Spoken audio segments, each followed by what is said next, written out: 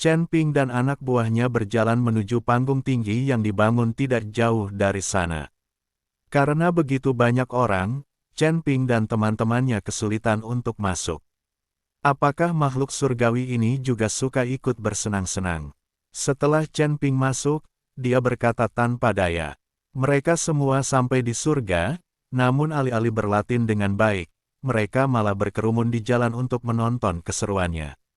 Bukankah ini yang dilakukan orang biasa? Orang abadi juga manusia, mereka juga punya 7 emosi dan 6 keinginan. Jangan dengarkan dunia sekuler yang selalu mengatakan bahwa untuk menjadi abadi, Anda harus menyingkirkan 7 emosi dan 6 keinginan. Itu omong kosong belaka. Mereka hanya mencoba menipu manusia biasa.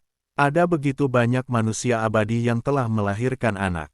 Tidak ada perbedaan antara makhluk abadi dan manusia biasa. Terkadang, mereka bahkan lebih suka pamer dan ikut bersenang-senang daripada manusia biasa. Hu Mazi mengikuti Chen Ping dan berkata, Chen Ping memikirkannya dan itu masuk akal. Kalau tidak, orang-orang abadi seperti Nan Batian dan Li Chun Feng tidak akan diam-diam melihat seorang gadis dewasa mandi.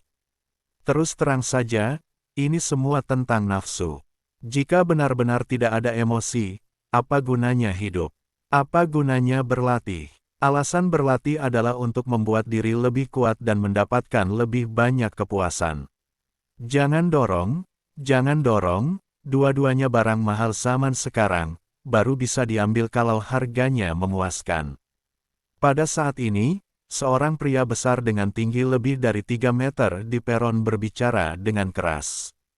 Di sampingnya ada sangkar besi besar, tapi sangkar itu dibungkus kain hitam, jadi tidak terlihat apa yang ada di dalamnya sama sekali. Ada seseorang di dalam sangkar besi itu, dan dia seorang wanita. Chen Ping melihat sangkar besi itu. Rekan Taois Chen, bagaimana Anda tahu? Kain hitam ini jelas memiliki efek menghalangi kesadaran spiritual. Saya dapat mendeteksinya dengan kesadaran spiritual saya. Xiu Rui bertanya dengan sangat bingung. Dengarkan suara itu. Aku mendengar gadis itu menangis di dalam kurungan besi. Kata Chen Ping. Melihat ini, Xiu Rui menajamkan telinganya dan mendengarkan dengan saksama, tetapi pemandangannya terlalu bising dan dia tidak dapat mendengar apapun. Itu memang suara wanita menangis. Hu Mazi juga berbicara. Tampaknya Hu Mazi juga mendengarnya. Wajah Xiu Rui penuh dengan rasa malu. Semua orang mendengarnya, tetapi dia tidak. Jelaslah kekuatannya terlalu lemah. Pak Besar, hal mewah apa yang sedang kamu bicarakan hari ini yang membuatmu begitu misterius? Benar sekali, harta karun macam apa itu? Mari kita lihat. Jangan seperti terakhir kali, dia meninggal dalam 2 hari. Kerumunan penonton berteriak. Rupanya lelaki besar ini bukan yang pertama kali mendirikan lapak di sini. Jangan khawatir, kali ini pasti barang berkualitas tinggi. Aku mempertaruhkan nyawaku untuk mendapatkannya. Kata pria besar itu dengan percaya diri. Sebutkan harga Anda. Seseorang berteriak. Dari 500 koin abadi. Orang besar itu mengulurkan telapak tangannya dan berkata, 500 koin abadi? Apakah kamu gila karena kemiskinan? Apakah kamu bercanda? Saya tidak mau 500 koin abadi. Ini adalah produk yang sangat mahal. Saya menghabiskan waktu sebulan untuk mengumpulkan sumber daya dan hanya menukarnya dengan puluhan koin abadi di paviliun Tianbao. Dan Anda ingin 500. Semua orang tidak puas, bahkan banyak yang berbalik dan pergi. Harga tersebut sudah di luar kemampuan mereka. Jadi mereka bahkan tidak mau repot-repot melihat apa itu. Pria besar itu tidak terburu-buru, tetapi sengaja merahasiakannya dan berkata, produk kelas atas ini pasti bernilai 500 koin abadi. Sial, berhenti membuat kami penasaran, ayo datang dan lihat apa itu. Jika kamu terus berpura-pura, kita semua akan pergi dan tidak akan kembali lagi. Ayo, biarkan dia pamer di sini. Semua orang sangat tidak puas. Bagaimanapun, ketegangan seperti ini sungguh menyebalkan.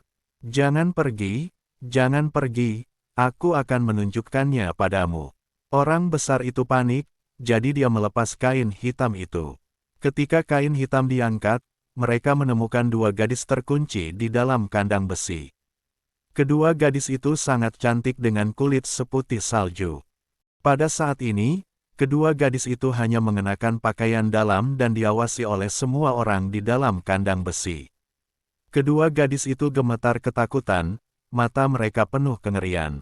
Ketika mereka melihat kedua gadis ini, terjadi keributan di tempat kejadian.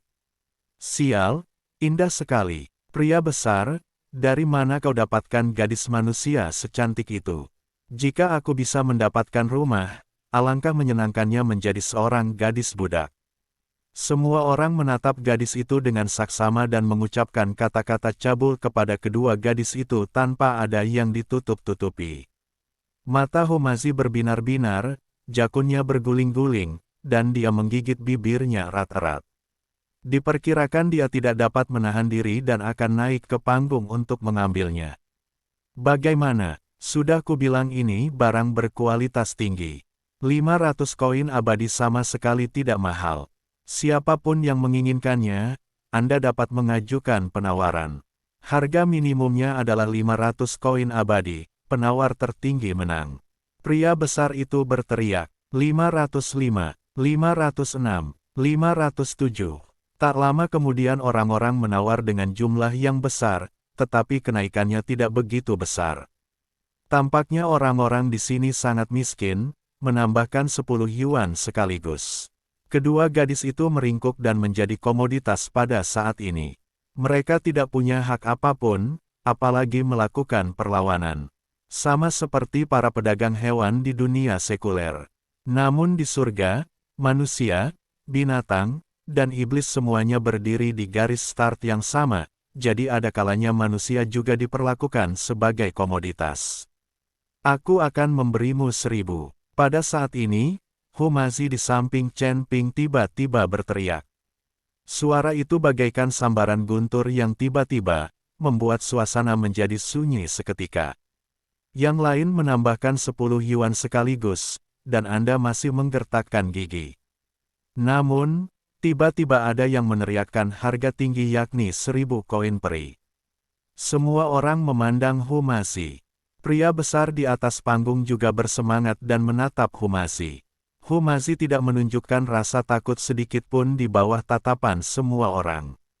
Bagaimanapun, Humazi adalah manusia abadi di surga ke-6.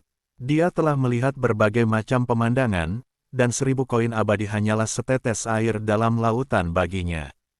Namun Humazi mengabaikan satu hal. Mereka baru saja dibawa ke sini melalui jalan raya. Siapa saja yang memiliki koin abadi? Chen Ping memiliki cukup banyak koin roh dan batu peri, termasuk beberapa senjata ajaib dan peralatan spiritual yang dijarah dari orang lain. Sayang sekali benda-benda ini masih berguna di alam surga, tapi sekarang sudah ada di surga, orang-orang sudah tidak mengenalinya. Batu peri adalah sumber daya terbaik di dunia surgawi, tetapi begitu Anda mencapai surga, hal semacam ini tidak ada gunanya. Guru Hu, apakah Anda punya koin abadi? Chen Ping bertanya dengan suara rendah. Aku, Humazi baru ingat kalau dia tidak punya koin peri sama sekali. Dia bukan lagi manusia abadi di surga ke-6, dan sekarang dia bahkan bukan lagi pengembara abadi. Rekan Taoisku, aku melihat bahwa kamu dipimpin oleh Dao Agung, tapi aku tidak menyangka kamu begitu murah hati. 1000 koin abadi, dan 2 gadis manusia ini milikmu. Orang besar itu berkata kepada Humazi dengan antusias. Humazi tersenyum canggung, lalu bertanya, Dao You, bisakah kamu membeli secara kredit? Pria besar itu tertegun sejenak, lalu berkata dengan marah, Dao You, apakah kamu bercanda? Apakah kamu tidak punya koin abadi? Bagaimana mungkin tidak ada uang? Aku sedang kekurangan uang akhir-akhir ini. Humazi menolak untuk mengakui bahwa dia tidak memiliki koin peri. Sial, kau hanya bercanda. Orang besar itu murka dan langsung menangkap Humazi. Ketika orang besar ini bergerak, Chen Ping dan yang lainnya langsung terkejut. Jelaslah bahwa orang besar ini telah mencapai tingkat pengembara abadi. Ketika yang lain melihat orang besar itu beraksi, mereka semua bersembunyi. Sial, seorang kultivator biasa berani menyerangku. Humazi juga marah. Dia mendengus dingin lalu menamparkan dengan telapak tangannya. Wah, dengan serangan telapak tangan ini, tubuh Humazi langsung jatuh ke tanah, dan darah muncrat keluar dari mulutnya. Tuan Hu, Chen Ping bergegas maju dan membantu Humazi berdiri. Mengapa Anda berpura-pura? Anda bukan manusia abadi sekarang. Sial, aku lupa. Humazi tampak tak berdaya. Melihat ini, lelaki besar itu hendak menyerang lagi, tetapi dihentikan oleh Chen Ping. Saudaraku, jangan lakukan itu dulu, itu hanya 1000 koin abadi, tidak ada apa-apanya. Pria besar itu berhenti dan menatap Chen Ping. Kamu hanyalah seorang abadi kelas 1, tetapi kamu telah mencapai level ini. Tampaknya kamu sangat berbakat atau ada seseorang di belakangmu yang masuk melalui pintu belakang. Chen Ping terkekeh dan berkata, saya masuk lewat pintu belakang dan ke sini hanya untuk melihat-lihat. Kamu bisa memasuki surga pertama melalui pintu belakang, tapi bagaimana kamu bisa masuk ke kota badak ini? Seseorang bertanya dengan bingung. Lagi pula, dengan kekuatan Chen Ping, mustahil baginya untuk mendapat izin, jadi bagaimana dia bisa memasuki kota badak? Saya berteman dengan putri dari Rhino City. Kami sering bermain bersama. Dia meminta saya untuk menjadi tamunya. Pada saat ini, Chen Ping hanya bisa terus membual, berharap dia bisa menyelesaikan krisis ini dengan membual. Apakah kamu berteman dengan sang putri? Jadi semua orang menatap Chen Ping dengan tak percaya. Bagaimana mungkin seorang kultivator tingkat pertama alam abadi bisa berteman dengan sang putri?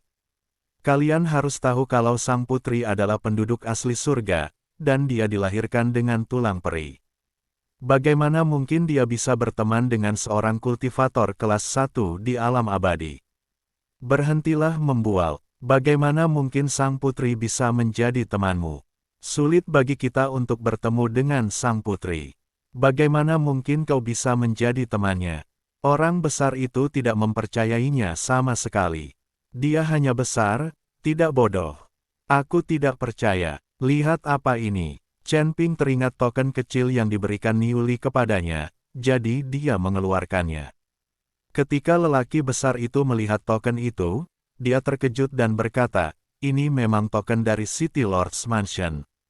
Sepertinya kamu tidak berbohong. Meskipun sang putri adalah temanmu, kamu tetap harus membayar koin abadi hari ini. Kami tidak mengatakan tidak akan memberikannya kepadamu, tetapi kami tidak punya cukup uang. Ayo kita pergi ke Paviliun Tianbao sekarang untuk menukarkannya dengan koin abadi untukmu. Chen Ping baru saja mendengar seseorang berbicara tentang Paviliun Tianbao, jadi dia buru-buru berkata, baiklah, aku akan pergi bersamamu. Pria besar itu melompat langsung turun dari peron. Saudaraku, kamu masih butuh seseorang untuk mengawasimu, jadi kamu tidak perlu mengikuti kami. Kami pasti akan datang setelah kami menukar koin abadi. Chen Ping tidak ingin orang besar itu mengikutinya, jadi mereka bisa berbalik dan melarikan diri. Jangan khawatir, benda ini tertinggal di sini dan tidak seorang pun akan menyentuhnya. Tidak ada seorang pun yang pernah kehilangan apapun di Rhino City. Pria besar itu melambaikan tangannya dan berkata, melihat ini, Chen Ping hanya bisa mengangguk tak berdaya. Tampaknya mereka hanya bisa menunggu kesempatan untuk melarikan diri, kalau tidak, apa yang akan mereka gunakan untuk menukar koin peri? Saudaraku, tolong tunjukkan jalan untuk kami. Lagi pula, kami baru saja tiba di sini dan kami belum mengenal Paviliun Tianbao. Kata Chen Ping. Pria besar itu mengangguk, lalu membawa Chen Ping dan yang lainnya menuju Paviliun Tianbao. Tuan Hu, bisakah kau menjatuhkan orang besar ini sehingga kami bertiga bisa melarikan diri? Chen Ping bertanya pada Hu Mazi dengan suara rendah. Aku tidak bisa melakukan itu. Orang ini adalah pengembara abadi. Hu Mazi segera menggelengkan kepalanya. Tidak, Kamu tadi sangat sok, dan kamu masih menawarkan 1000 koin abadi. Chen Ping melotot marah ke arah Humasi. Aku hanya bersikap baik kepada wanita. Kedua gadis itu sangat baik. Aku takut mereka akan dirusak oleh orang lain. Humasi berkata dengan agak malu. Lagi pula, dialah yang menyebabkan masalah ini. Ayolah, kedua gadis ini disiksa lebih parah olehmu daripada oleh orang lain. Chen Ping memutar matanya dan berkata, Humasi tidak mengatakan apa-apa karena Chen Ping benar. Rekan Taois Chen, jangan pesimis dulu. Mari kita bicarakan hal itu saat kita sampai di Paviliun Tianbao. Saat itu, kita bisa mengumpulkan semua barang yang kita miliki dan mungkin itu akan bernilai 1000 koin abadi. Xiu Rui menghibur Chen Ping dan mengatakan kepadanya untuk tidak khawatir. Itulah satu-satunya cara, Chen Ping mendesah. Tak lama kemudian, ketiga orang itu dibawa ke Paviliun Tianbao oleh pria besar itu.